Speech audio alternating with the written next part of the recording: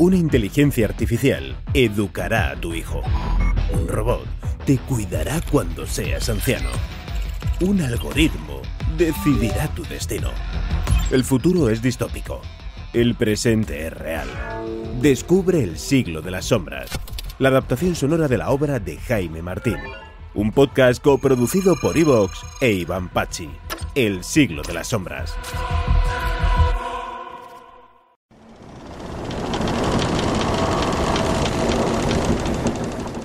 La bruma se hacía cada vez más densa, tanto que el peso de las moléculas de agua contenidas en su composición, prietas unas contra otras, la convertían en una especie de colchón etéreo entre la superficie del agua y la regala.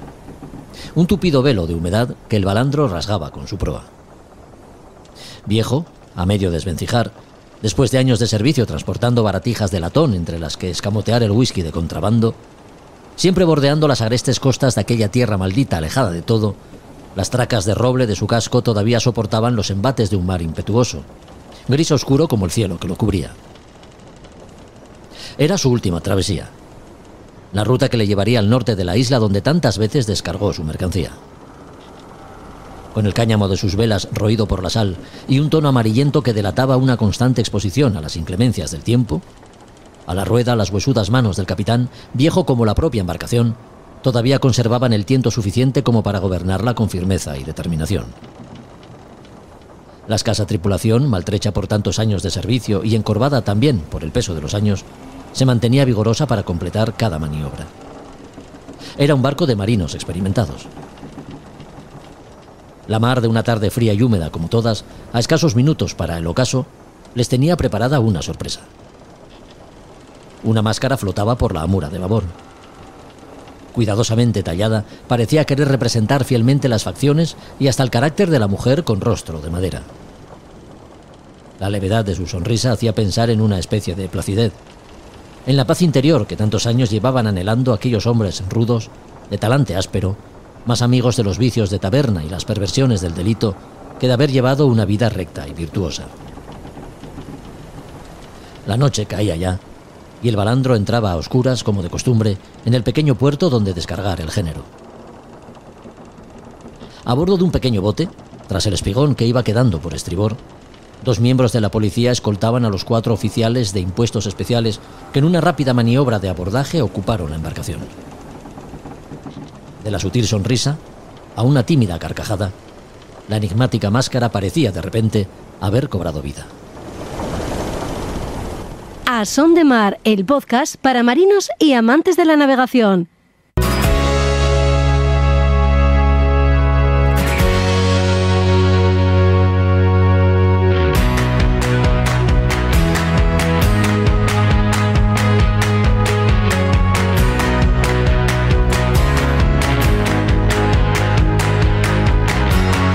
Hola a todos, ¿qué tal? Bienvenidos a otro podcast de A Son de Mar. En el capítulo de hoy hablamos de faros, de las luces que aún hoy ayudan al posicionamiento de los barcos. Además de las nuevas tecnologías y las ayudas a la navegación que aportan los satélites que rotan alrededor de la Tierra, lo cierto es que todavía hoy, navegando por el planeta azul, la luz de los faros sigue siendo imprescindible para transmitir en el ánimo de marinos y navegantes la sensación de tranquilidad que da saberse observado, aunque ya prácticamente nadie duerma bajo la linterna. Pero hubo, hasta no hace mucho tiempo, personas que mantuvieron, al pie del cañón, como se suele decir, la luz de la esperanza. No somos islas es la película que se estrenará en unos días en el marco del Festival de Cine de Gijón. Las vidas de 6 fareras en sus faros. Mujeres que han recogido el testigo de otras muchas que a lo largo de la historia han desempeñado la labor de torreras cuando sus maridos se ponían enfermos o salían a pescar para dar de comer a la familia. Las 6 protagonistas de No somos islas han tenido a su cargo faros.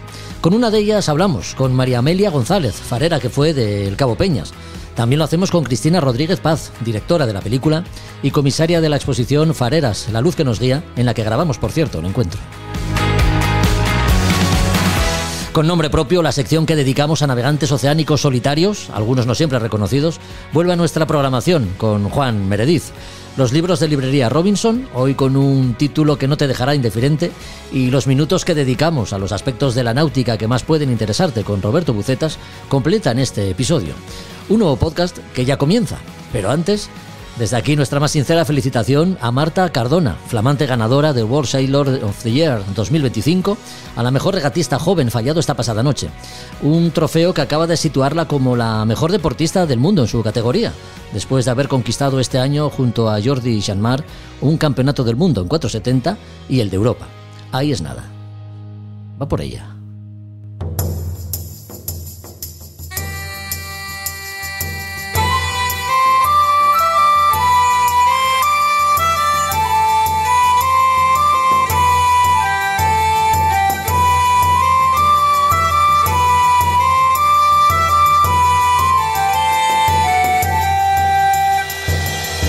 Con la luz de Torres por la popa, siempre por la popa. Vas rumbo a Peñas y cuando veas la luz de San Juan ya puedes poner la proa al oeste.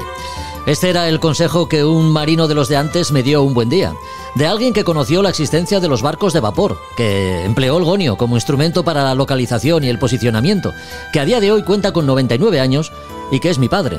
Como pescador de los de antes, supo de la importancia de las luces que emitían los faros. A veces, de ellos dependía alcanzar el resguardo que te salvaba la vida, como en la galerna de 1961, cuando ver la luz del Cabo de Peñas fue como ver la cara de Dios. Los faros y sus luces fueron y son la voz de la confianza, la llamada a la serenidad para los navegantes, porque allá en tierra alguien velaba por su seguridad. Personas que mantuvieron constantes los destellos y cuyo trabajo hace años que se ha ido mecanizando y deshumanizando en parte. Con frecuencia hablamos de torreros de faros. En A Son de Mar hemos hablado con alguno. Hoy toca hablar de torreras, mujeres cuya labor, a veces a la sombra de un esposo, otras por méritos propios, han sido también guardianas de la luz, de la esperanza. Cristina Rodríguez Paz, ¿qué tal? Muy buenas. Buenas tardes, ¿qué tal? Muchas gracias por invitarme. Gracias a ti por la visita. Cristina es creadora audiovisual, comisaria de la exposición en la que nos encontramos, Fareras, la luz que nos guía. Ese es el título. Una exposición que se muestra en la sala de exposiciones de la antigua Rula del Muelle, aquí en el puerto deportivo de Gijón. Antes de nada, ¿tienes algún vínculo con la mar, alguna vinculación con los faros que te haya inspirado para hacer esta exposición, comisariar esta muestra? Bueno, mi vínculo con la mar viene prácticamente de mi nacimiento. Mi abuelo era pescadero, vendía pescado. Las pescaderías Pescados Paco de Oviedo fueron así un lugar muy frecuentado por mí en la infancia. Además, veraneo en Celorio, en Llanes, y a mí cuando me preguntan cuándo aprendí a nadar, digo que no lo sé, porque realmente nado desde que tengo uso de razón. Así que el mar ha estado presente en toda mi vida, es como de una forma u otra la fuente de sustento de mi familia, y los faros también me han cautivado desde la infancia. Como creadora audiovisual eres además la directora de una película documental que se estrenará en la próxima edición del Festival de Cine de Gijón los próximos días, el día 15 me parece, ¿no? Que es cuando tenéis la premier de la película documental. Sí, ¿no? Muy contenta porque es el estreno aquí en el Festival de Cine de Gijón el día 15 a las 7:15 de la tarde. Así que muy contenta. Aunque seamos islas, ese es el título del largometraje, un trabajo que reconoce la labor de fareras, de 6 mujeres en concreto, cada una de ellas con su propia trayectoria vital, como no puede ser de otra manera, pero que a ti su trabajo como fareras te ha ido aportando cosas, ¿no? A lo largo de la grabación. Bueno, a mí me ha aportado muchísimo su trabajo y su persona. Digamos que con personalidades muy diferentes también mantienen elementos comunes que son valores que yo también me atribuyo a mí misma en relación al trabajo, el amor por lo que haces, como algo que hace del trabajo no algo tedioso, sino algo que le da mucho sentido a tu vida. Una de estas mujeres, protagonista en el documental, en el largometraje y también protagonista de esta exposición, es María Amelia González. ¿Qué tal, María Amelia? Hola, muy bien, muchas gracias. María Amelia sacó la plaza como farera en 1985, trabajando en la red DECA de radiotransmisores en las estaciones de San Juan del Río, en Orense, sí, y en Boal, en Asturias, para llegar a finales de 1986 al faro de Cabo Peñas. ¿Es así, no? Sí. Bueno, ¿cómo llegas al trabajo de farera, María? Yo llego de una manera un poco casual, así sin pensarlo mucho. Llego porque tenía un amigo que ya era farero, habíamos pasado algún fin de semana, un grupo de amigos allí en el faro, y un hermano de él me decía, ¿y por qué no nos presenta? Había terminado la carrera en aquel momento y estabas en el impasse de que aún no sabía qué hacer, ¿no? Y nos animamos, y entonces, pero de una manera un poco inconsciente, así pensando, bueno, esto será para una temporadita, pero luego voy a continuar con otros temas. Y engancha. Sí. Engancha tanto como que antes de llegar al Faro Peñas, al Faro de Cabo Peñas, estuviste, como hemos dicho, en esa red DECA de radiotransmisores en San Juan del Río y en Boal. Un asunto interesante que comentábamos antes de la grabación. ¿Qué era esto de la red DECA? Cuéntanos. Bueno, las redes DECAs eran como unas emisoras de radio para emitir la señal, y los barcos se posicionaban, ¿no? Y trabajaban de forma triangular. Eran la que yo estaba, que era la del noroeste. San Juan del Río era la maestra, que le llamábamos, como la que coordinaba, y luego había otras 3 que eran las esclavas. Entonces yo estaba en Boal, había otra en Noia y otra en Vitigudino. Entonces se emitía la señal y los barcos tenían unos mapas en los barcos y se orientaban con ellas a través de la emisión de radio. Eran centros emisores de radio. Emisores, sí. Lo que no teníamos era contacto con los barcos. Nosotros no hablábamos con los barcos, solo emitíamos la señal. Solo emitíais señal. Sí. Es curioso, ¿no? Saber cómo los barcos recibían desde tierra adentro. Sí. Estabais en tierra adentro, ¿no? La señal. Sí. Un Vitigudino en Salamanca, ¿no? Ahí estaba. Sí, eso sí, en puntos elevados, en lugares elevados. Bueno, Vitigudino es bastante llano. Yo es que no lo conozco, pero la que yo estaba era en Boal, pero era en el Alto de Penouta, que era el pico, en lo alto de la montaña. Sí, y San Juan del Río también estaba en la zona cerca de Quiroga, pero en lo alto de la montaña también. Cristina, María, ¿cómo os conocisteis? ¿Cómo llegaste a contactar con María, Cristina? Bueno, pues fui pidiendo teléfonos de todas las fareras que pude y realmente, fundamentalmente Jaime Arenas y también un farero, Mario Sanz, me fueron proporcionando contactos de unas y otras, y entonces luego también las unas me pasaban los teléfonos de las otras, y yo creo que nuestro primer encuentro fue tomando un cafetín en Candás y contándole un poco el proyecto, y desde entonces María siempre se mostró muy entusiasta y con un espíritu muy colaborador, la verdad. Hubo muy buen feeling desde ese primer momento. ¿Qué es lo que más te ha llamado la atención durante la grabación de las mujeres fareras, de su trabajo, de su compromiso al final, ¿no?, con la seguridad de los barcos?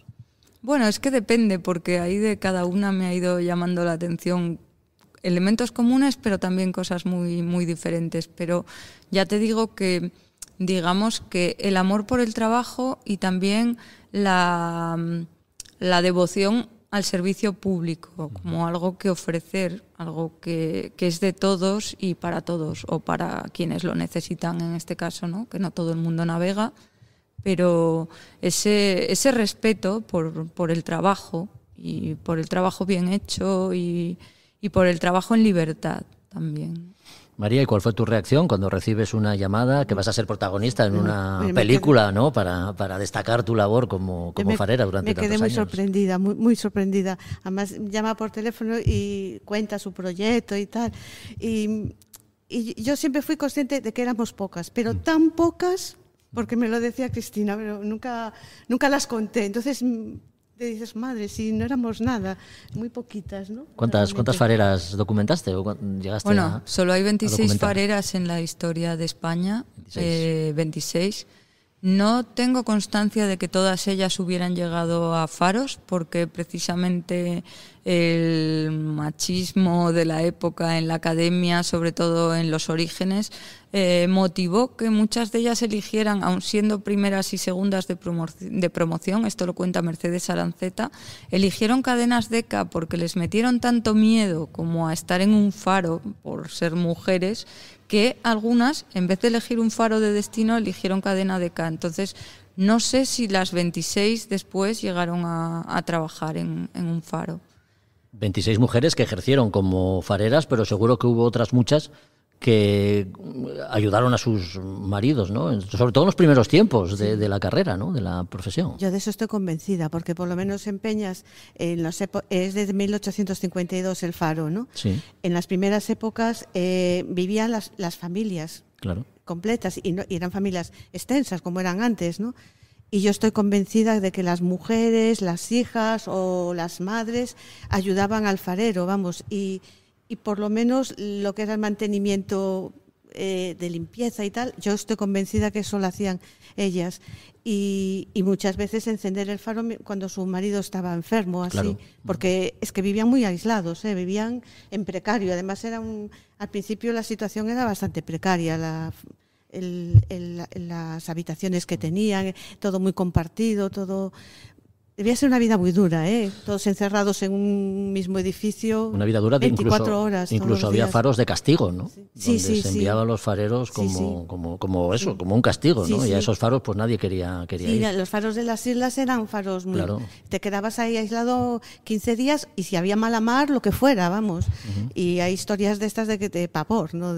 Bueno, en Columbretes, por ejemplo, fue el primer faro que se determinó darles el doble de suministro, porque en un gran temporal casi muere allí la gente de inanición, porque además había habido un naufragio y entonces habían acogido a los náufragos y hubo serios problemas. Y la realidad es que documentadas como labores de sustitución hay pocas, pero comentarios y anécdotas de muchas mujeres realizaron labores de sustitución en el día a día, porque los hombres salían a pescar y eran las mujeres las que se encargaban del faro, porque al final es eso, era una economía muy de subsistencia, y tenían su huerto, pero la pesca era básica. Normalmente las mujeres no salían al mar, salían los hombres, y las que quedaban encargadas del faro eran las mujeres. Así que, aunque documentadas hay muy pocas, las mujeres han trabajado desde muy antiguo en los faros, haciendo todo tipo de labores, algunas solamente limpiando las dependencias, pero muchas otras han hecho casi todo el trabajo de mantenimiento como su marido. Sí, sí. Mira, yo me acuerdo cuando llegué a Peñas, nosotros pudimos llegar a Peñas porque se jubilaban Santiago y Marcial, los fareros que antes estaban allí. Y la mujer de Santiago me decía, pero toda sentida, yo hasta ahora era la farera. Ahora que vienes tú, ¿yo qué soy? A mí me llamó mucho la atención. Y ella trabajaba en el faro, ellas se dedicaban a la limpieza. Digo yo, bueno, pues sigue siendo la farera igual, con todo el mérito del mundo. Sí, sí. María, ¿cómo era tu día a día? Pues el día a día, la verdad es que yo creo que en el faro, por lo menos era nuestro sentimiento, tenía que funcionar sí o sí. La luz tenía que encender todas las noches. Entonces lo que procurábamos era llevar un mantenimiento metódico, ¿no? El grupo electrógeno, pues tenerlo bien preparado, las baterías, gasolina, todo lo que fuera necesario. Tener lámparas de emergencia, porque en aquella época pues allí fallaban bastante la luz. Sí.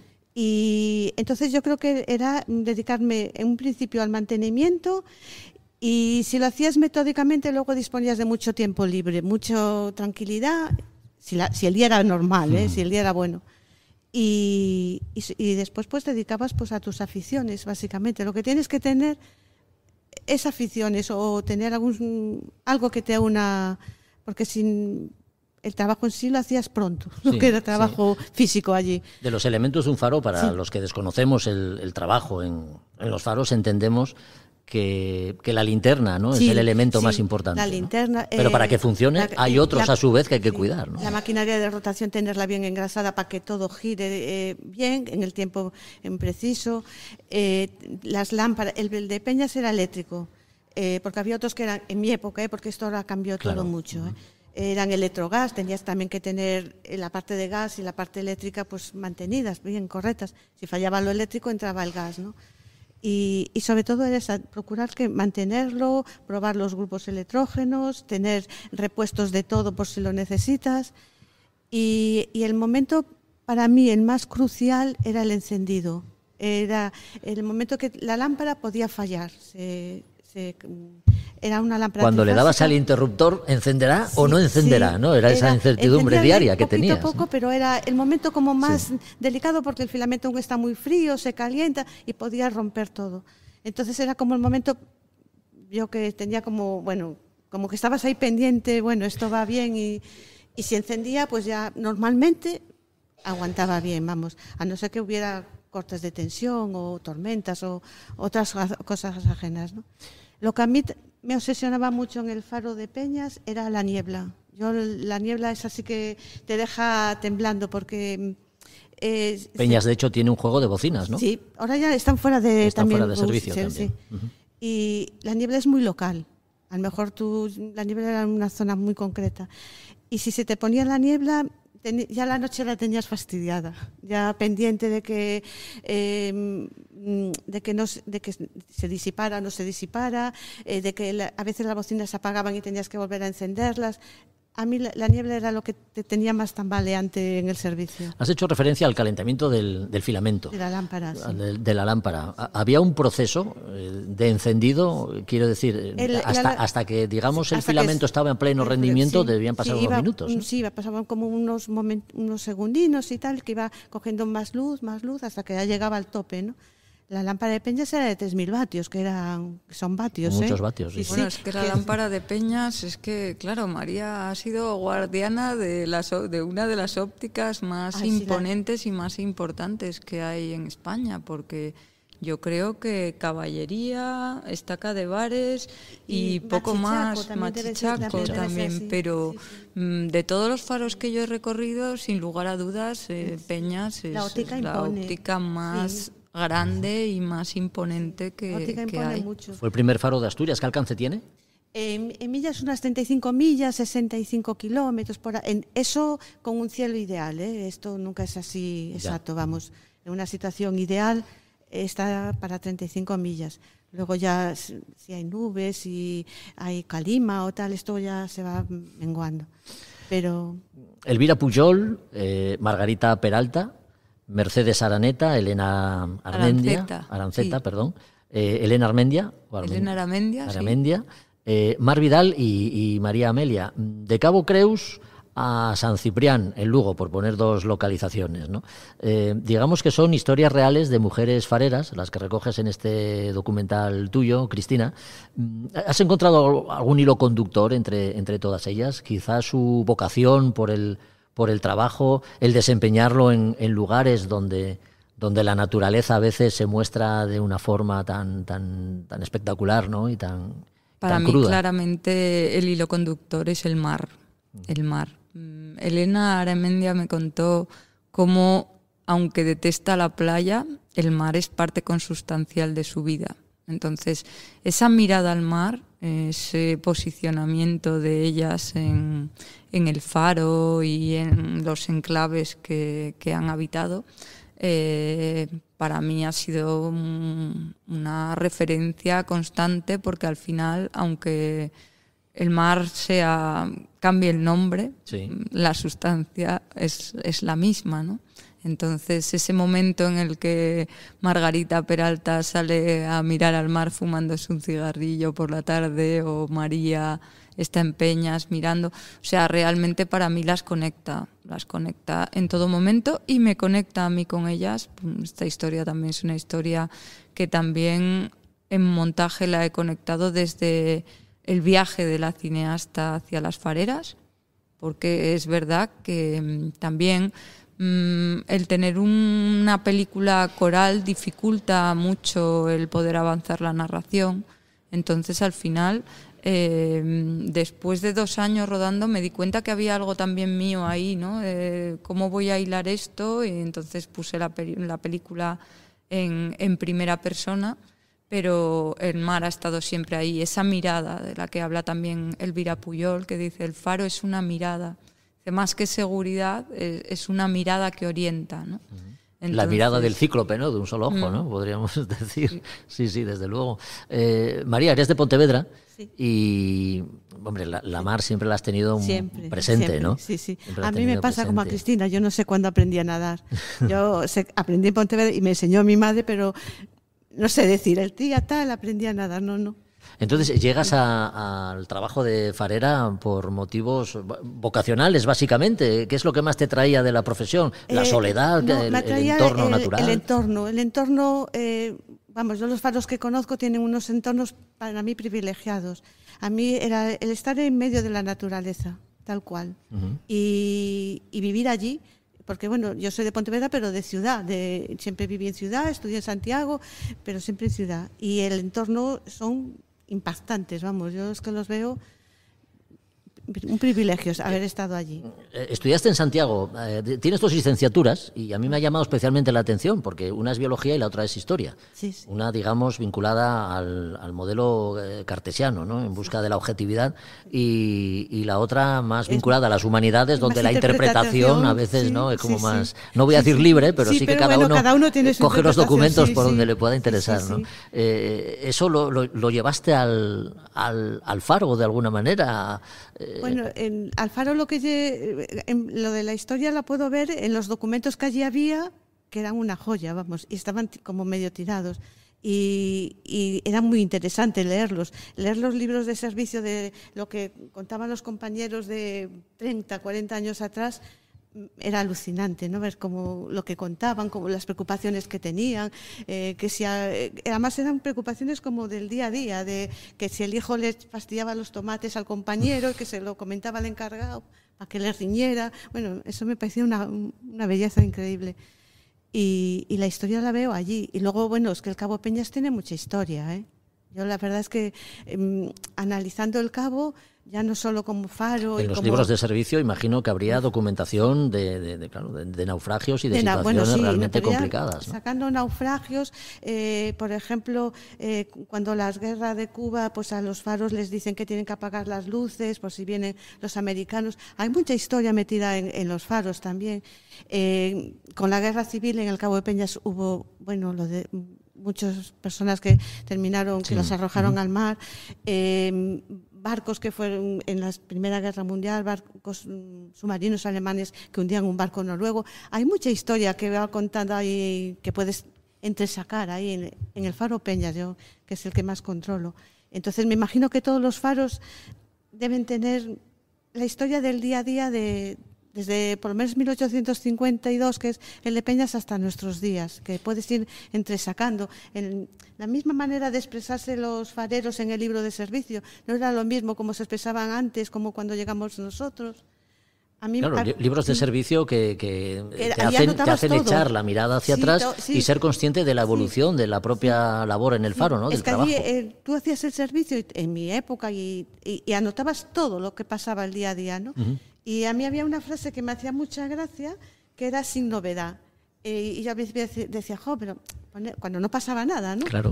Sin novedad, ¿verdad? Porque eran poco sosos y tal. Pero luego ves que tus anteriores y los anteriores de los anteriores y los anteriores era sin novedad. Digo, no, pues hay que conservar la tradición. Si no ocurre nada, es sin novedad. Y al final lo acababas registrando tú también, ¿no? Registrando, sin novedad. Diciendo, no, yo voy a seguir esta tradición sin novedad. Porque había compañeros que en Salvor, así que se explayaban mucho. Pero dijo, no, yo conservo sin novedad. Bueno, no ocurría nada. Si no, tú relatabas ahí lo que te sucedía. Bueno, sin novedad es una expresión muy marinera, ¿no? A mi padre se la oí muchas veces, sí, sin novedad. Pues en el Faro era cuando no también, sucedía nada, todo era correcto, el encendido, el apagado, o la mañana o la tarde, sin novedad.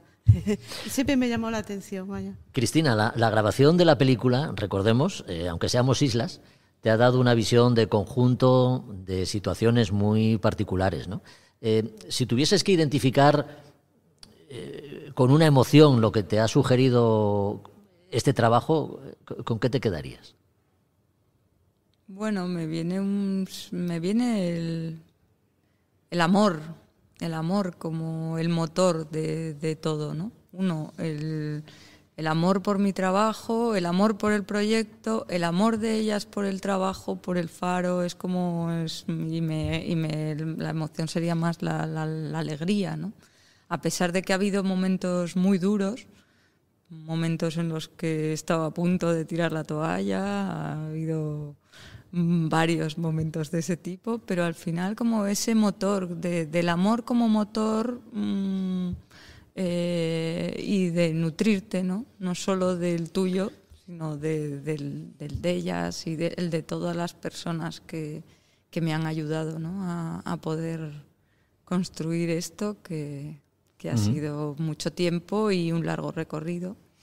¿Cuál fue la situación más comprometida en la que te viste, María? Yo la más comprometida fue en Boal, que fue un día de tormenta y estábamos, sobre todo porque estábamos yo y un compañero, y había una tormenta de estas terribles. Y estábamos había como una especie de oficina, ¿no? Entonces el compañero sonó el teléfono y estábamos, ¿quién coge el teléfono? ¿Coges tú? ¿Lo cojo yo? Bueno, y fue mi compañero, que se llama Fidel, y en ese momento cayó un rayo y lo tiró. Y yo pensé, para mí fue una situación, vamos, bestial. Yo nunca había visto algo así. Alcanzó a tu compañero el rayo. Sí, y él quedó tirado en el suelo, ¿no? Y yo pensé, bueno, pues yo pensé lo peor, realmente. Bueno, corrimos, bueno, a ver qué le pasaba, se levantó, estaba bien. Y yo eso lo recordaré toda mi vida, porque ahí te sientes un poco solo, porque yo después cuando vas para casa vas temblando. Y de no me caí, se le llega a pasar algo... Bueno, te vienen ya... En la estación de radio Deca, en Boal, te pasaron muchas cosas, porque no solamente fue el rayo, sino cuando caían nevadas de esas gordas, sí, que te quedabas aislada, pero ¿no? eso era divertido, bueno, jugábamos con la nieve, y bueno, eso, te quedabas aislado, pero bueno, no pasaba nada, pero te venían a ver la gente de Boal a ver si necesitabas algo, sí, qué bueno. La verdad es que era muy amable, sí, venían andando y necesitas algo y tal. El encargado de Boal, el encargado de Boal vivía en Boal, y se llama Abel, y era un encargado excelente, él se preocupaba si quedáis, si necesitáis algo, vengo yo, no os preocupéis. Nada, en ese aspecto muy bien. Las nevadas no me dan miedo, pero las tormentas mucho. Desde aquella vez habíamos decidido que cuando había una tormenta, como si todo se fuera al garete, nos íbamos cada uno a su casa para estar aislados de los rayos, porque es que daba miedo, saltaban los azulejos y tal, y después volvías y veías los desastres que había, ¿no? Y tal. Estabais a una buena altura en Boal también. Sí. Los, los temporales de viento debían notarse bien, ¿no? Era. Y la antena era muy, muy alta y Sí. no sé, tenía algo que que atraía a los rayos, pero... Y eso fue lo más duro que yo viví así. Porque luego, hombre, he vivido otras tormentas en el Faro de Peñas, pero bueno, tan tremenda como ver a un compañero caer y pensar que se ha muerto, claro, no. Yo nunca más lo volví a vivir. Esto lo estamos grabando un día 3. Nos separan 12 días del estreno de la película. No sé, eso de las mariposas en el estómago y todas esas cosas, ¿existe, Cristina? Muchas. La verdad es que estás muchos años proyectando, buscando este momento y además soñando con que fuera Gijón, porque es un festival...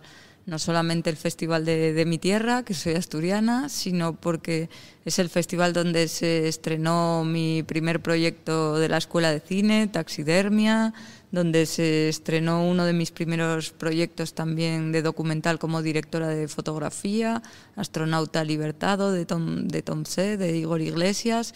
Y bueno, conseguir ahora estrenar en Gijón, que no es fácil, hay una cuota... no muy alta para películas no solo asturianas, sino españolas en general, pues la verdad que es un orgullo y sí, asusta. Hay 350 butacas en la sala Gijón Sur y siempre piensa una, ¿vendrá gente? ¿No vendrá gente? ¿Cómo va a ir? O sea que hay nervios. ¿Cuánto tiempo invertiste en la grabación de esta película?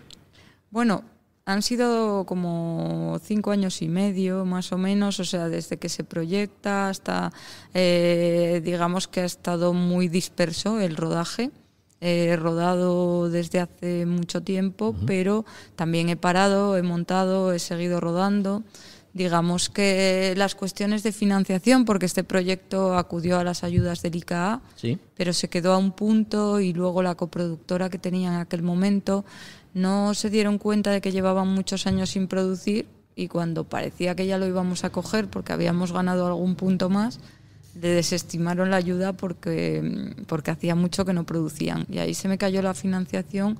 Entonces ha sido un proceso muy largo de vender imágenes a los puertos y con la venta de imágenes he conseguido ir rodando y luego también pues no ha sido fácil porque con alguna de las fareras he estado un día, con otras he estado muchas más veces y no voy a decir con cuál porque para mí es un orgullo muy grande que creo que no se nota en la película y nadie sabría decir con quién estuve más tiempo y con quién estuve menos, cuando hubo momentos en los que pensé porque al final todas disfrutan del mismo tiempo en el largometraje, bueno, nunca más lo he menos, pensado, ¿no?, tanto en cuanto a exactamente un tiempo, sino a lo que me parecía más característico de ellas y de los lugares y con lo que me he ido quedando, tratando de que cada una aportara algo diferente, pero cuando había algo que era importante, que salen dos voces, pues que tuviera esa cabida. Pero realmente sí que ha sido un proceso muy, muy laborioso, porque el hecho de no tener la financiación de golpe, ir haciendo cuando vas pudiendo, ahora tengo dinero, ahora paro de montar porque no tengo dinero. Ahora, eso por un lado ha sido difícil y duro de sostener en el tiempo, pero luego también creo que ha sido una joya, porque decía Agnès Varda que ella siempre paraba el montaje y volvía a empezarlo, porque es verdad que cuando ya estás tan inmersa en un proceso creativo, a veces y cada vez que te metes con fuerzas renovadas, ¿no? Y claro, mayor interés. Y, sí, con espíritu crítico, y con esa parte que es muy difícil de la creación cinematográfica, que es no enamorarte de la historia, porque por ejemplo hay grandes momentos de María, de todas, hay momentos muy bellos que no están en la película y que han ido siendo sacrificados porque, aunque eran bellos, no permitían avanzar y dejar fluir la narración. Y por ejemplo en el último montaje pues sacrifiqué 23 minutos de película. Y creo que la película es mejor. Bueno, mantengo sorpresas para muy esos bien. 23 minutos. Muy bien. Bueno, aunque seamos islas, es la película que tiene como protagonistas a 6 mujeres, 6 fareras, 6 torreras de faros, y que se presenta el sábado día 15 a las 7:15 en la Sala Gijón Sur, en el marco del Festival Internacional de Cine de la ciudad. Los que son de aquí de Gijón, los que vivan cerca, lo tienen fácil. Y los que no vivan tan cerca, pero estén interesados en cómo era la vida en los faros y el trabajo de las torreras de faros, pues tampoco tienen disculpa, porque todavía nos separan unos días antes de la presentación de esta película. Así que desde aquí animamos a todo el mundo a que se pase por Gijón y disfrute de este largometraje documental que lleva por título Aunque seamos islas. Así que a su directora y creadora, Cristina Rodríguez, muchas gracias por la visita. Muchas gracias a ti, encantada de estar aquí. María Amelia González, farera, también muchas gracias. Muchas gracias a ti. Ha sido un placer. Muchas gracias. Y gracias también a Alicia, la encargada de la sala, que muy amablemente nos la ha abierto para grabar este capítulo y nos ha puesto las cosas tan fáciles. A Son de Mar, el podcast de Jorge Uría.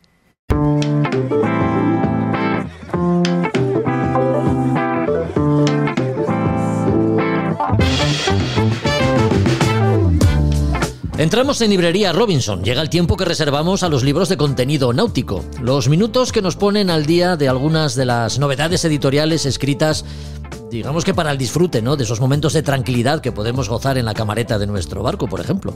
Esos minutos los tenemos hoy reservados para hablar de un libro que, según podemos leer en el subtítulo, es la novela náutica más leída después de Moby Dick. Se titula El cazador de barcos, un clásico, la historia de una obsesión por hacer justicia. Juan Melgar, ¿qué tal? Muy buenas. Hola Jorge, encantado de estar aquí de nuevo. Juan, Editorial Almayer reedita esta historia, salida de la imaginación de Justin Scott, y que, bueno, pues para empezar podemos decir que nadie querría vivir en primera persona, ¿no? Pues sí, desde luego, nadie quiere vivir eso, es una de las mayores pesadillas de un navegante deportivo, ¿no? Claro. El encontrarse en la situación. Bueno, el libro... Yo creo este libro que como bien has dicho, es un clásico, es quizás sea la novela marítima con un barco de vela contemporáneo, la más conocida, la más leída, sí. Y que bueno, hasta ahora estaba en otra editorial y ahora felizmente ha comprado los derechos Almayer y la ha reeditado con una nueva traducción, una nueva edición muy bonita, la verdad. Uh-huh. Con la portada de Roberto Hernández, el ilustrador de barcos, que le ha quedado fantástica. Y sí, el libro comienza con esto no desvelamos nada, porque es que son las primeras páginas y es lo que luego ya pasa, que está navegando una pareja en su barco de vela por el Atlántico. Sí. Y les arrolla de repente un petrolero gigante, el Leviatán. Uh-huh. Y entonces les hunde y sobrevive él y bueno, a raíz de ahí ya pues pasan cosas. No quiero contar por si acaso, no mucha gente lo sabrá, pero para el que no se lo haya leído, para que no hacerle spoiler, como se dice ahora. Pero sí. Empieza así el libro. Hablamos de una historia de ficción, no hay constancia de que esta historia que se narra en el libro haya sucedido, ¿no? Pues claro, que muchas veces, ¿qué ha pasado con esos barcos que luego salen, ¿no? Navegan y luego no se vuelve a saber de ellos? Ya. Se ha arrollado un barco, pues ese misterio, pues a veces pueden ser accidentes de este tipo, desde luego. Sí. Hablamos de un velero enfrentándose a la inmensidad del océano en busca de un enorme barco. Además de la búsqueda de justicia por parte del protagonista, Juan, justicia que no encuentra en tierra, como podemos ver en la contraportada del libro, el autor parece querer destacar pues hasta qué punto David vuelve a enfrentarse a los Goliaths, ¿no?, de las fuerzas de la naturaleza y las grandes compañías navieras, ¿no? Un poco el entresijo de la novela también va por ahí. Pues sí, porque ese mundo naviero internacional, ¿no?, de los grandes barcos, pues tiene un componente en muchos casos de opacidad, ¿no?, que no se sabe bien quién está detrás del barco, del cargamento. Pues claro, todas estas estructuras que se prestan a, pues entre el barco registrado en una bandera de conveniencia, la propiedad del barco, el armador, pues escondido detrás de sociedades muchas veces en paraísos fiscales que no dan información sobre quién pueden estar detrás de las empresas, sobre quién pueden ser los accionistas. Entonces eso claro, hace que muchas veces cuando hay una búsqueda de responsabilidades, pues se topa uno contra un muro. Aquí, por ejemplo, lo pudimos ver cuando lo de la tragedia del Prestige, que casi no estaba muy claro ni quién estaba detrás del barco, no se sabía muy bien y ahora a quién le pedimos responsabilidades por esto. Claro. Esto es... Sí, bueno, repetimos el título, ¿no? El cazador de barcos, como hemos dicho, es un clásico. Y yo no sé si poner a su autor, Justin Scott, a la altura de Herman Melville o Joseph Conrad es decir demasiado, ¿no? En cualquier caso, la crítica siempre ha puesto a este libro por las nubes. Sí, a ver, yo no... Como este libro es un libro fantástico, es un libro de entretenimiento, de aventuras y entretenimiento, magnífico. Tiene un ritmo buenísimo, pero hombre, no, yo no sé si colocaría a Justin Scott con la altura literaria de esos grandes colosos de la literatura, ¿no? Como son los Melvilles y los Conrads, etcétera. Está en otro género, está en otro, digamos, otra categoría, ¿no? Esto es más entretenimiento, lo otro es menos literatura, lo otro es más literatura y también entretenimiento de otra manera, pero son ritmos distintos, culturas distintas. O sea, esto es perfecto para llevarse a un viaje, para llevarse al barco, pues ese tipo de... Es un poco ese tipo de libro. Ya. Aparte que la producción literaria de Justin Scott no es tan prolífica, ¿no?, como la de Melville o Conrad, ¿no? No, te digo, no están lejos, están en la misma, juegan en categorías distintas, vamos. Eso otro, para mi parecer no es comparable. Ya, siendo un libro magnífico, ¿eh? Sí. Un libro que se Tengo publica... que confesar que no he leído más cosas de Justin Scott, que solo he leído este libro. Tiene alguna cosa más publicada marítima, sí. Un libro que se publica en el año 1979, un libro, por tanto, intemporal, ¿no?, que puede seguir haciendo las delicias de los lectores.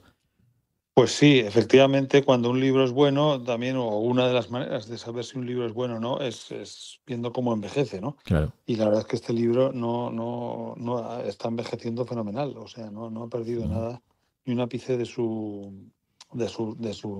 ritmo, vamos, estaba justo antes de estar contigo releyendo, sí. Y la verdad es que lo coges y es de esos que no puedes soltar. Y aunque ya lo hayas leído, dices, joder, pues ya me lo he leído, pero estoy aquí otra vez enganchado. Un libro que sigue siendo de rabiosa actualidad, ¿no? Nos acercamos a las próximas Navidades. Yo ahí lo dejo, Juan, no sé tú. Pues es un buen regalo. Claro. Desde luego nosotros lo recomendamos siempre cuando viene alguien y, es que busco algo así para esto que me gusta leer a alguien, y una novela entretenida, y digo, pues mira, esta.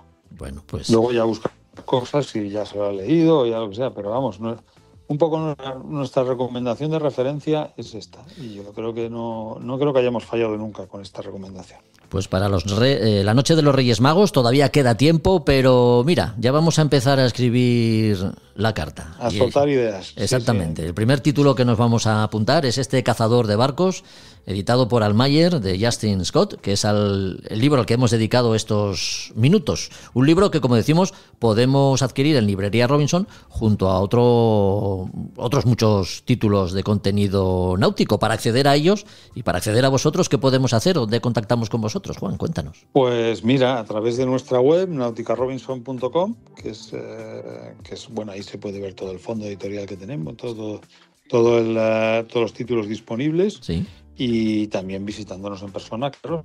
Quiere venir aquí a la calle Santo Tomé número 6, que es donde estamos por ahora, que aunque ya siempre voy anunciando que tenemos una mudanza ahí en un futuro no muy lejano, pero todavía sin poder concretar a dónde nos vamos. Y el que también nos pueden llamar por teléfono o escribir un email o como quieran. Y estaremos encantados de recomendar.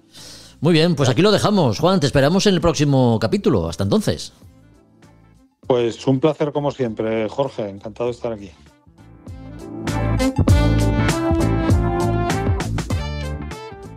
A Son de Mar, la náutica en un podcast.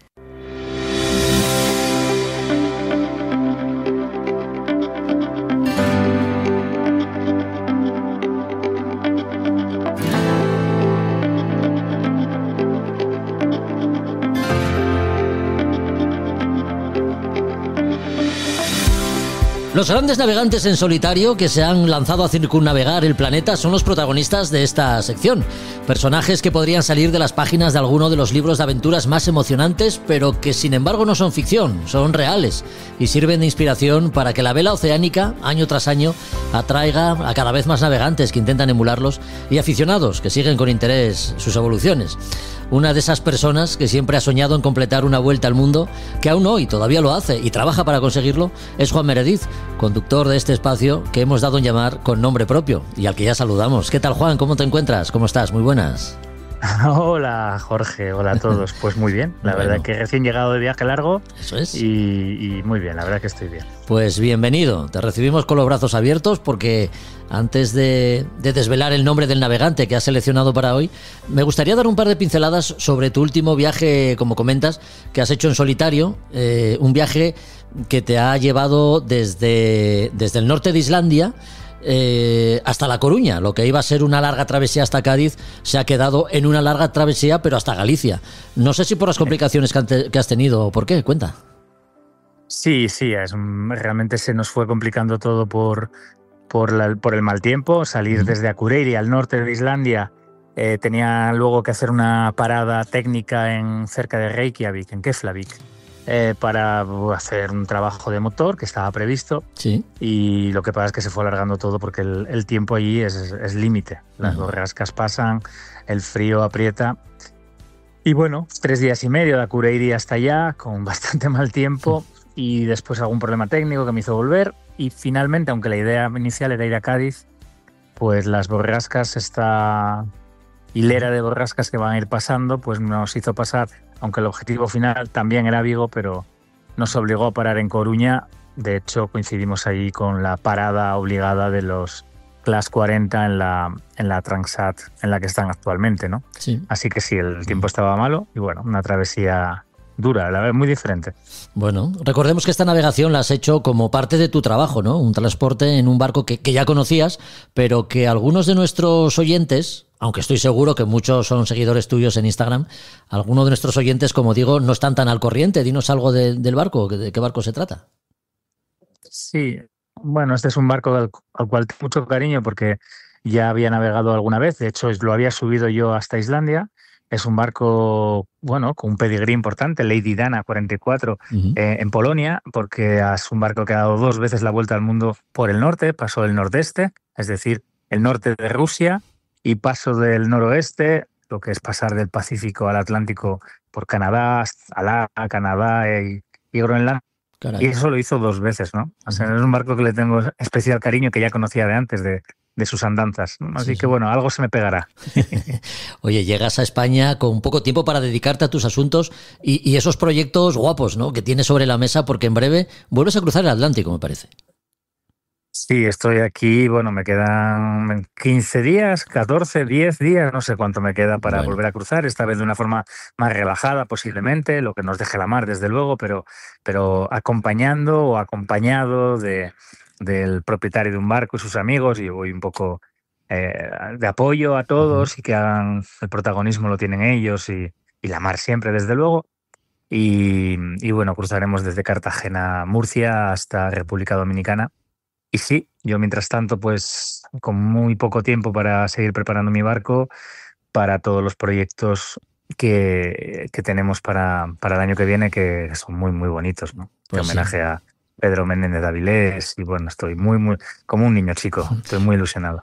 Bueno, pues ya nos irás contando. Y ahora sí, ahora ha llegado el momento de desvelar con nombre propio a quién dedicas estos minutos que reservamos a un marino español, como fue el caso de Joan Guiu en tu anterior intervención. Hoy dedicamos estos minutos a alguien que fue marino mercante y que con 64 años completó una Vendée Globe. ¿De quién hablamos, Juan? Cuéntanos. Pues sí, en esto soy muy poquito objetivo porque es una persona a la que conocí, a la que por desgracia no pude navegar con él, aunque sí navegué en su barco, y es José Luis de Ugarte. Y José Luis, bueno, pues un poco como dije con Joan Guiu, es fácil entrar y mirar hoy en día en Google o en la IA qué es lo que hizo, pero yo voy a contar una anécdota porque la viví de cerca y fue algo muy personal. Y cómo terminó esa anécdota, porque creo que refleja muy mucho quién era José Luis de Ugarte, ¿no?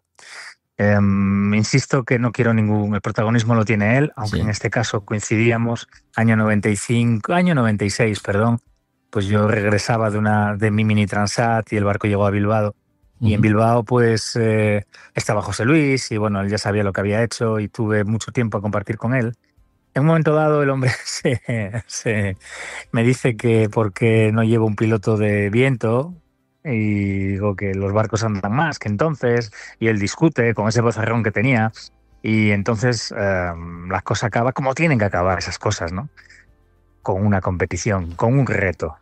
Y es su barco contra el mío, su Orion Iru, un barco de 43 pies que él había preparado, un barco precioso de madera.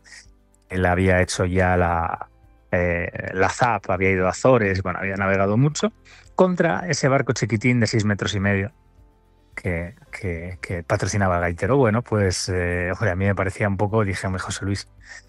Por otro lado, dije, bueno, ¿por qué no aceptar? Si sopla de viento de gallego, si sopla de oeste, me espida, pero como sea con el speed. Y sale en día, rápidamente empezamos, ¡pum! Tiró, cazó velas, tiramos él con tripulación, yo iba con un chico, Ramón, y bueno, pues cuando salimos del superpuerto en Bilbao, tenemos un día de nordeste, ponemos espi, le sacamos un mundo. Vamos a esa boya que seguro que alguien conoce, esa boya donde la amarraba, esa boya de José Luis en Castrurdiales, que era la idea, a ver quién llegaba el primero. Le sacamos mucho. Ramón no hacía más que reírse. Yo le pregunté muy inocentemente qué hacemos y dice, no te cojas a la boya porque entonces no te lo voy a perdonar. Insisto, estamos hablando de José Luis de Ugarte. El caso es que volvimos, le pedimos disculpas que volvíamos. Él no nos saludó. Nacho, su sobrino, quizás eso lo recuerde todavía, porque no hacía más que... Yo recuerdo su cara riéndose. El caso es que al volver nos encontramos con Álvaro Basterra, otra leyenda para mí, un tío increíble, navegó el Fortuna, ha navegado tanto. Y aparece José Luis y me dice, me has dejado ignominiosamente atrás. Y se marcha con ese andar convencido. Álvaro se reía mucho y yo estaba realmente acoquinado. Entre otras cosas porque tampoco sabía en ese momento qué significaba ignominiosamente. El caso es que a la semana siguiente él no iba a estar y ¿cuál es mi sorpresa? En la que yo creía que había ofendido a José Luis de Ugarte. ¿Cuál será mi sorpresa con que viene Nacho y me dice, el viejo quiere que seas tú el patrón del Orion Iru este sábado? Ese honor absoluto y que es algo que me llevo a la tumba y que no olvidaré jamás, ese navegar con 30, 35 nudos, pegando botes, menos mal que fuese fin de semana y no el anterior. A mí me hace recordar siempre a José Luis como alguien que confió en mí, como un marino que no sé si lo hemos destacado suficientemente, como un marino capaz de estar en una Vendée Globe y que se le rompa un puño de driza y hacer cangreja enrollando sables forzados y acabar una vuelta al mundo, y que en Francia aplaudieron hasta que les dolían los, y que en España, porque somos capaces de lo mejor y también de lo peor, quizás no valoramos en su justa medida. Pero aquel detalle de ese hombre cabezón, de ese hombre insistente, de ese marino de verdad, a mí no se me olvidará. Te tengo que decir que yo siempre llevo unas cebollas y una botella de vino. Sí. Y es porque José Luis lo hacía. Para mí fue un ejemplo, un marino durísimo, durísimo, con un carácter tremendo, no fácil, desde luego. Pero aquí juzgamos al marino solitario, ¿no? Y tenemos una leyenda ahí que yo no voy a olvidar y que ojalá la gente joven sepa más de José Luis de Ugarte, que para mí sigue siendo leyenda viva. Pues José Luis de Ugarte, protagonista en esta sección con nombre propio a través de las propias experiencias que has vivido con él, Juan. Así que, pues mira, te damos la enhorabuena, ¿no?, de haber compartido parte de tu tiempo con alguien como José Luis de Ugarte. Recordemos, por otro lado, que con casi 26.000 seguidores que tienes ya en Instagram y otros muchos en YouTube, te estás convirtiendo en un influencer de esos que, bueno, a los que hacer caso, ¿no? Porque sabes de lo que hablas, ¿o no? No, corta, no cortes. No, influencer nunca, influencer no. Yo solo soy un marino. Es verdad que estoy utilizando las redes sociales porque tenemos un proyecto por delante fundamental, que es intentar volver a estar en la Global Solo Challenge, y el apoyo de la gente pues hace que el tipo que hace 7 meses pues valía lo mismo que ahora, pues ahora parece que tiene un poquito más destaca un poco más. Solamente es eso. Sí que es cierto que tenemos proyectos intermedios como este que he dicho alguna vez y que he soltado aquí, ¿no? Ese homenaje a Pedro Menéndez de Avilés, que es el homenaje de un niño que era yo, chiquillo, ¿no? Ese almirante asturiano, y que me lleva de Avilés a Cádiz. En Cádiz, con tripulación, batiremos el récord de la ruta oficial de la ruta del descubrimiento, barcos hasta 40 pies, y llegaremos, después de pasar la línea, llegaremos hasta San Agustín, la ciudad que fundó Pedro Menéndez de Avilés. Intentaremos también recordar quién era, porque mucha gente no lo conocerá, y para eso servirá, ¿no? Un homenaje modesto, insisto, de un tío que ha crecido ya, pero que fue niño, y que en vez de coleccionar cromos, más allá que el de Kini y el de Castro, su hermano, en el Sporting, que eso no podemos olvidarlo, mis cromos eran pues un tipo como el almirante Pedro Menéndez de Avilés, que ya hubiera querido yo estar en el siglo XVI y haber navegado con él. Como no pude, me lo traigo él a navegar conmigo. Bueno, pues... Así que para eso sirve eso de las redes sociales. Así que por favor que se apunten, que las marcas hacen mucho más caso ahora. Que quede constancia de la importancia que tienen las redes sociales para dar visibilidad a estos proyectos, claro que sí. La verdad es que sí. En Instagram, ¿cómo te pueden encontrar? Como Juan Meredith, ¿no? Así, tal cual. Juan Meredith, en Instagram, en Facebook, en TikTok incluso. Y la verdad es que no me puedo quejar, porque toda esa gente además va consiguiendo cosas.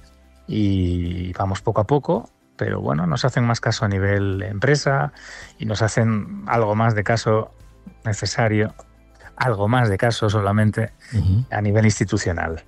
Eso sí, el que nos hace caso de corazón y convencido. Y eso sí que anima muchísimo. Claro que sí. Bueno, Juan, pues gracias, como siempre, por haber estado con nosotros en A Son de Mar. Suerte con esa travesía que tienes por delante para cruzar el Atlántico. Y si es posible, pues volvemos a contactar contigo para el próximo capítulo, para que vuelvas a rescatarnos alguna figura importante y relevante de la vela oceánica en solitario. Será desde el Atlántico, cruzando hacia allá, y las gracias las soy yo el que te las da, porque me hagas sitio en tu casa con esta gente que nos escucha, que son tan apasionados como nosotros, como tú y como yo, por este mundo de la mar. Cuídate mucho, un abrazo. Un abrazo. A Son de Mar, el podcast para marinos y amantes de la navegación.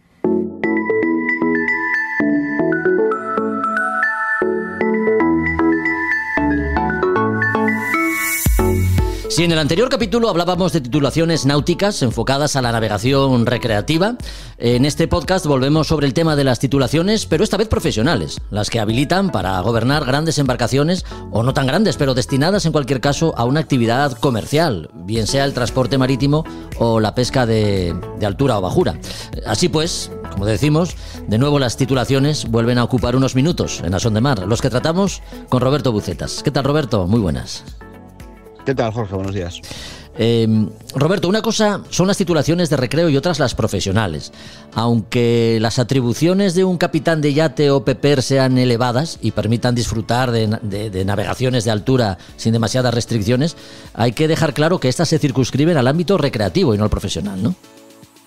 Sí, lo que comentamos el podcast anterior era en relación a todo a titulaciones náuticas de recreo, es decir, para uso personal o uso particular, o bien con algunas atribuciones profesionales, como comentábamos, que pudiera tener ya patrón de yate, capitán de yate, o bueno, el popular ahora que se llama el PP, ¿no? El patrón profesional de embarcaciones de recreo, que van a poder ejercer profesionalmente con esas titulaciones, con unas ciertas limitaciones, lógicamente, pero siempre en el ámbito de barcos de recreo, es decir, un barco de charter, un barco de alquiler o un barco de un particular que necesite un patrón y quiera un patrón profesional porque no tiene titulación, no tiene experiencia y quiere que alguien le lleve el barco. Sería para esas titulaciones, no podríamos ejercer profesionalmente en otro tipo de barcos, otro tipo de buques, bien sea, pues eso, comentabas, pesca, tráfico interior, pasaje, en golondrinas o cosas así, en tema de limitaciones en cuanto a las titulaciones, o ya barcos ya mercantes, ¿no?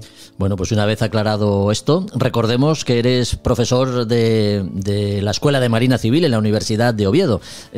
Marina Civil, como un estudio universitario que es, ¿qué títulos expide? ¿Única y exclusivamente los que habilitan para llegar a ser capitán o jefe de máquinas? Bueno, las titulaciones por un lado va a estar la titulación académica, que es la que expide la propia universidad, y se imparten dos especialidades de puente y especialidad de máquinas. Y hay la titulación de grado náutica y transporte marítimo, y después está la titulación superior, que sería el máster en náutica y gestión de transporte marítimo dentro de la especialidad de puente. Y en máquinas pues habría el grado marina y el máster en tecnologías marinas y de mantenimiento. Son títulos académicos, igual que cualquier grado de cualquier otra especialidad, otra carrera, o igual que cualquier otro máster, o sea, la titulación académica igual. Pero esas titulaciones académicas son conducentes a la obtención posteriormente de titulaciones profesionales dentro de lo que sería el grado. Pues bueno, después, una vez que has acabado los estudios académicos, necesitas hacer un año de embarque como alumno de puente, o agregado, que se llamaba antiguamente, y después de ese año presentas una prueba de conjunto, a un examen, y tienes el título de piloto de la Marina Mercante, piloto de segunda de la Marina Mercante. Eso sería la primera titulación profesional a la que accederías desde el grado. Después, haciendo días, pasarías a piloto de primera, que necesitarías tener el piloto de segunda y 12 meses de embarque. Y en el último Real Decreto que ha regulado todas las titulaciones profesionales establece que ya tienes que tener, para ser piloto de primera, la titulación de máster. Tienes que haber hecho el cursado del máster. Es decir, que el grado son 4 años y el máster es un año, es decir, 4 más 1 sería todo lo que son los estudios de náutica. Y después, 96 meses de oficial y eres ya capitán.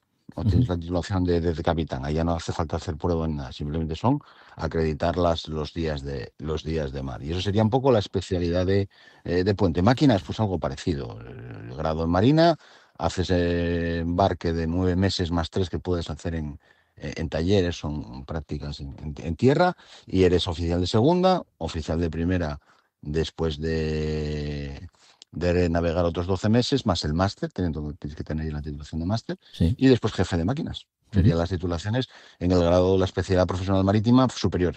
Superior. ¿Para qué? Salidas. Pues la salida natural de estos estudios va a ser el navegar, y navegar en barcos mercantes de todas las especialidades, de carga, pasaje, grandes líquidos, cualquier tipo de barco. Vamos a tener todas esas atribuciones a nivel internacional, lógicamente, ¿no? 4 años de formación en la universidad, 4 años en los que algún curso es común, tanto para puente como para máquinas. ¿Cuándo se separan los itinerarios, Roberto? Los itinerarios se separan en segundo. Primero y segundo son, bueno, primero es común para las dos titulaciones, para las dos especialidades puente y máquinas, y en segundo hay algunas asignaturas que son comunes y empiezas a tener alguna asignatura que ya es distingue máquinas de puente, bueno, ya en tercero o cuarto ya son todo, las titulaciones los grados van de forma separada, ¿no? Y el máster es todo, pues lógicamente es todo, ya podemos decir que es una especialización y sería, bueno, el máster en puente y el máster en máquinas. Bueno, hablas de puente y máquinas, yo sigo hablando de puente y máquinas porque ya tengo una cierta edad y estudié con los títulos, con aquellas denominaciones, pero bueno, hablábamos de máster en náutica y gestión del transporte marítimo y hablamos del máster en tecnologías marinas. Bueno, y en el proceso de formación uno puede orientarse hacia, no sé, gaseros, quimiqueros o carga general, por ejemplo, o eso entraría dentro de otra formación específica, o cuando inicia, digamos, las prácticas embarcados. Bueno, eso ya sería un poco la parte dentro de la parte práctica. Para poder tener las titulaciones profesionales superiores, pues bueno, son los itinerarios que acabamos de comentar y las titulaciones que acabamos de comentar. Y después, para poder embarcar, pues hay un convenio internacional, que es el convenio de STCW, y nos establecen tenemos que realizar algunos certificados o algunos cursos de especialidad a nivel general, desde el punto de vista de seguridad marítima, que muchas veces son conocidos porque son exigidos también para las titulaciones alguna titulación de PEPER.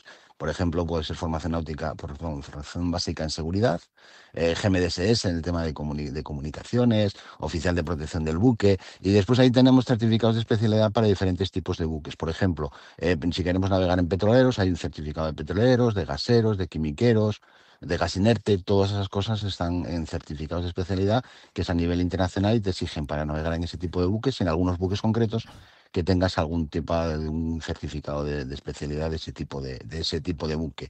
Pero bueno, no tendrías restricción en lo que serían los estudios, podrías navegar en cualquier tipo de buque. Lógicamente, si quieres navegar en gas o quieres navegar en buques de graneles líquidos, petroleros, pues bueno, pues cuando vas a hacer las prácticas buscas más o menos un barco que sea ya de esa especialidad para que después sea más fácil poder embarcar de piloto o de oficial de máquinas en ese tipo de buques. Pero eso, bueno, vas buscándote tú la idea que tienes en cuanto a dónde quieres navegar. Y eso sería por la salida profesional de navegar, que podemos decir que es la natural, pero bueno, existen después en tierra también otra serie de salidas para los estudios de náutica, administración marítima, salvamento marítimo, torres, aduanas, bueno, todo el tema de portuario y el sector marítimo portuario demanda mucho personal, mucha gente que tenga, bueno, experiencia en navegación y experiencia en barcos, en operaciones de carga, descarga, cargas de proyecto, el tema ahora que está tan de moda de eólicos,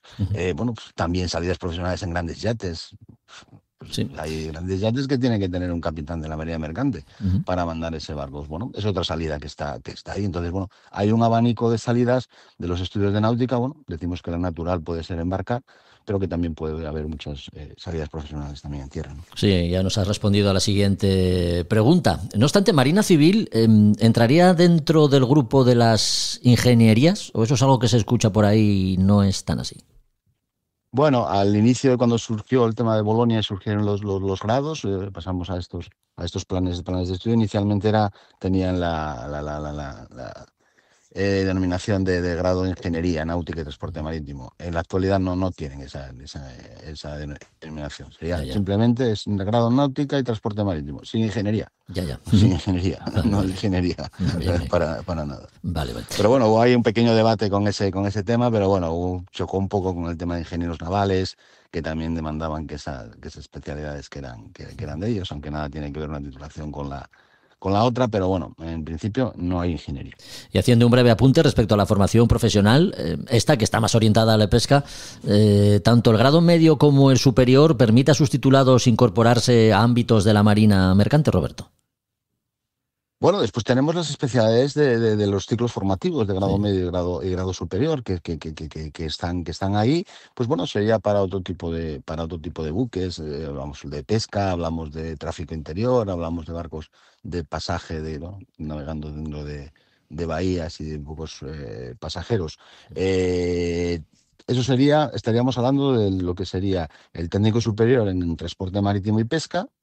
y el del técnico en navegación y pesca de litoral. Serían las dos especialidades de puente de lo que son los ciclos formativos de formación profesional, ¿no? Y esos son los conducentes o los necesarios, títulos académicos necesarios para la obtención de los títulos profesionales, igual que pasaba en la carrera y en la universidad, ¿no? El conducente del ciclo medio estaría te permitiría acceder al título de patrón de litoral con técnico en navegación, y con técnico superior en navegación pues te permitiría llegar al patrón de altura, lo que antiguamente se llamaba patrón de cabotaje y patrón mayor de cabotaje. Tienen unas atribuciones también para el tema de buques, para marina mercante, pueden llegar a ser algún oficial, unas ciertas limitaciones en algún tonelaje, ¿no? Pero bueno, la salida natural de esas titulaciones pues va a ser para eso, no sé, remolcadores, pesca, tráfico interior, este tipo de buques, y náutica de recreo, que puede ser la otra salida que podamos llegar a ejercer profesionalmente en náutica de recreo. Puede ser por la vía de las titulaciones náuticas de recreo que vimos el otro día, o puede ser por la vía de llegar a patrón de litoral, patrón de altura, ¿no? Es otra salida, otra vía de acceder a ese. En cualquier caso, bueno, pues sí, también es un itinerario para llegar a la universidad, la formación profesional. Y también es un itinerario que mucha gente accede después desde la formación profesional, puede acceder a la carrera a náutica. Así es. Siempre todos los años hay un número importante de alumnos que acceden a la carrera, ¿no? Bueno, pues formación marítima, títulos académicos profesionales. Ahí os hemos dedicado estos minutos, los que disfrutamos siempre, con Roberto Bucetas, a quien agradecemos una vez más su visita, y emplazamos al siguiente capítulo, Roberto. Así que te esperamos. Hasta entonces. Nada, gracias y un fuerte abrazo.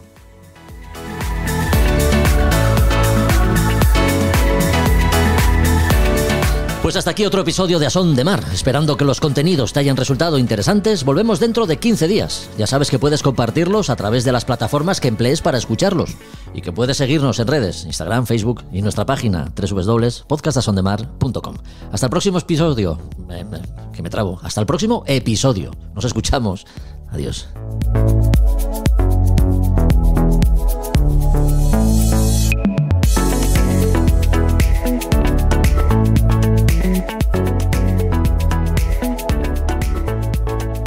A Son de Mar, la náutica en un podcast.